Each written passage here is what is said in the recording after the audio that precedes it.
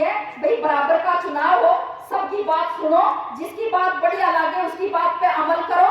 ये भी अपना काम गिनवाते बीजेपी वाले, कहते हैं हमने 10 साल में ये काम कर दिए, आने वाले जो है 5 साल में हम ये काम करेंगे, ये काम करेंगे। एक भी काम नहीं गिनवाते जिसका संबंध जनता के जीवन से है, जिसका संबंध हमारी रोजी और रोटी से है। ऐसे किसी भी काम को वो ना गिनवाते, ना पिछले 10 साल में उन्होंने कभी भी ये काम किया है। और बोलने में तो बहुत तेज है।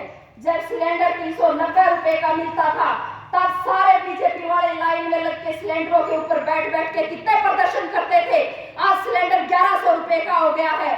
जब जनता बोलती है तो सारा मीडिया कब्जे में कर रखा, कोई हमारी आवाज भी नहीं सुनने देता, कोई बात भी नहीं हमारी जाने देता कि कहाँ महंगाई पहुंच गई है, कैसे हम अपना गुजारा करें, कहाँ सब नौकरियां चली गई हैं, क्यों हमारे पास नौकरी नहीं है हमारे पढ़े लिखे बच्चों को, क्यों हमारे पढ़े लिखे बच्चे पीएचडी करके, एमटेक करके, बीटेक करके वो चपरासी लगने को मजबूर है।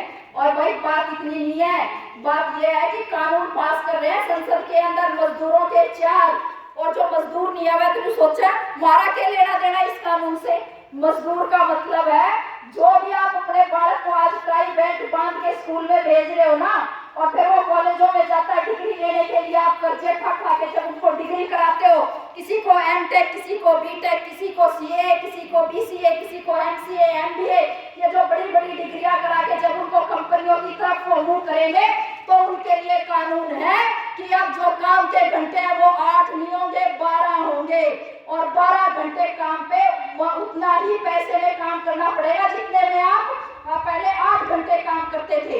एक तरफ बेरोजगारी है, अपना दिमाग लड़ा के देखिए, यदि किसी सरकार को ये तकलीफ होती मेरे नौजवान आज बेरोजगार क्यों हैं, सबके घर में नौकरी क्यों नहीं है, तो काम क्या बनता था? काम ये बनता था कि 8 घंटे की ड्यूटी को वो कम करके 6 घंटे कर देते, तो एकदम से 20% रोजगार बढ़ जाता, और जो है सबको रोजगार मिल जाता, 25% रोजगार अलग से होता। अब इन्होंने 8 घंटे के काम को 12 घंटे किया है, यानी कि जो बेरोजगारी है, इस बेरोजगारी में और इजाफा होगा, तो ये जिंदा कैसे रहेंगे हम, ये सवाल नहीं है। वो 5 किलो राशन के बारे में बता दिया, और भाई बीजेपी वाले इस पे उतर आए हैं कि भाई वो लाइब्रेरी से आ गया एक वीडियो, और कई जगह से आ गए हैं, मजदूर के मजदूरों को कह रहे हैं 5 किलो अनाज बीजेपी का खाओगे और वोट जो है किसी और को दोगे। क्यों? उसके बाप का बदाम है मोदी के, अपने घर से दे गए हो। हमारा पैसा, हमारे किसानों ने अनाज उगाया, जनता के टैक्स का पैसा, ये उनका ड्यूटी बनती है। प्रधानमंत्री की ये ड्यूटी नहीं बनती कि वो जो दंडवत लेटा लेटा करे, एक मंदिर में करे, दूसरे मंदिर में करे, तीसरे मंदिर में करे, चौथे मंदिर में जो वहां पे वो लमलेट रहे, यो काम नहीं बनता प्रधानमंत्री का। प्रधानमंत्री का काम बनता है देश के लिए नीतियां बनाने का, बेरोजगारों को रोजगार देने का, यदि हम महंगाई से त्रस्त है तो महंगाई कम करने का, देश के अंदर लॉ एंड ऑर्डर स्थित करने का, ये सारे काम बनते हैं। उसके ये सब काम छोड़ के वो तो मंदिर मंदिर मंदिर मंदिर जा रहा है, उसके लिए उसको प्रधानमंत्री की गद्दी किस लिए चाहिए? वो तो मंदिर में वैसे ही जाके बैठे, शंकराचार्य बड़े बड़ी गद्दी ले और वहां पे बैठे, कौन टोकने आएगा उसको, क्या दिक्कत है उसको? लेकिन ये काम नहीं करने, इसीलिए हम ये कह रहे हैं कि ये जो समय है, ये समय कुछ अलग समय है, हमारे सामने आज चुनौतियां अलग हैं। और एक बात और मैं बता दूं कि ये झूठ बोल रहे हैं, जिस तरीके से हमें डरा रहे हैं। कोमेट कपूर ने मंगलसूत्र का नाम लिया था, प्रधानमंत्री ने इतना बयान नहीं दिया। कल भी वो इंटरव्यू में बोले हैं कि भाई ये जो है सबकी संपत्ति लेके सब में बराबर के हिस्से में बांटेंगे। बताओ ये धन बराबर बंटना चाहिए कि सब में नहीं बंटना चाहिए? भाई जिस दौरे एक फूट होगा तो सोचे कदे मेरा आधा चला जा, डर लगता है। लेकिन बात ऐसे नहीं है। बात क्या है?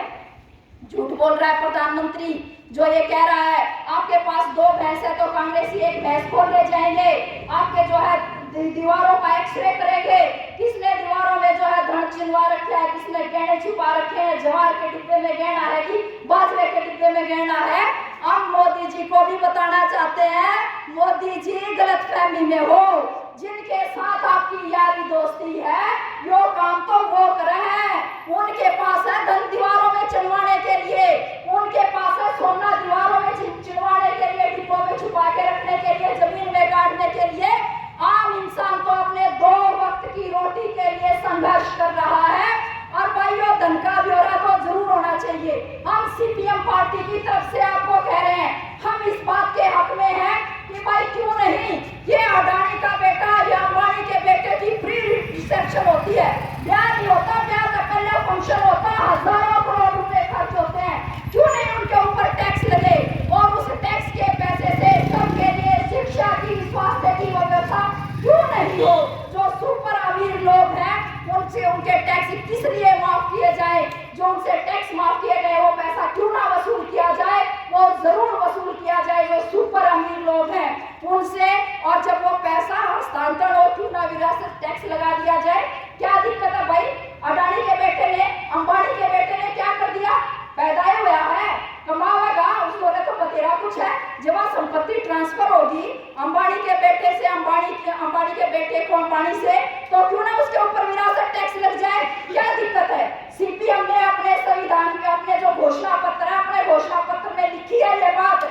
हम मांग करते हैं कि ये जो अति अमीर लोग हैं, जो सुपर अमीर लोग हैं, इन लोगों पे टैक्स भी लगना चाहिए और इन पे विरासत कर भी लगना चाहिए। ये बहुत तरह की छूट लेते हैं और उस पैसे से सबके लिए स्वास्थ्य की, सबके लिए शिक्षा की व्यवस्था होनी चाहिए, खाद्य सुरक्षा की व्यवस्था होनी चाहिए और हर परिवार में एक रोजगार जरूर होना चाहिए।